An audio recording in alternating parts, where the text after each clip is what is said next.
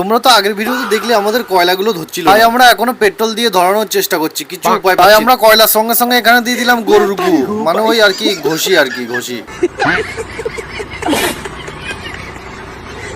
ঘষিগুলো দেওয়ার পরে কয়লা একটুখানি জ্বলেছে মনে হচ্ছে, তাই ফটাফট আমরা নেটের উপরে চিকেন গুলো দিতে থাকলাম। দেওয়ার সঙ্গে সঙ্গে আবার বাটারও লাগালাম, বাটার না লাগালে আবার চিকেন গুলো রাগ করবে, তাড়াতাড়ি রান্না হবে না, সেই জন্য আবার বাটার লাগাতে হবে।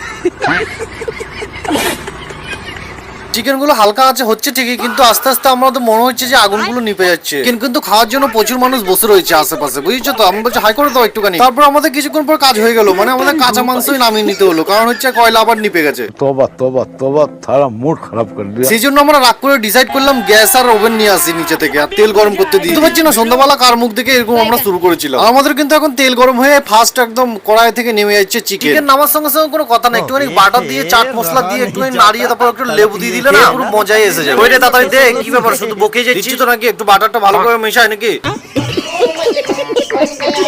কয়লাতে তান্দুরি চিকেন হয়নি ঠিকই, কিন্তু ফ্রাই চিকেনও খারাপ লাগছে যে এমন নয়। এটা কিন্তু সেকেন্ড ধাপ চলছে, আর আমরা কিন্তু খেয়ে দেয়ে বেশ আসি। আমাদের ভিডিওটা কেমন হয়েছে অবশ্যই কমেন্টে জানিও, আর একটা লাইক করে দিও।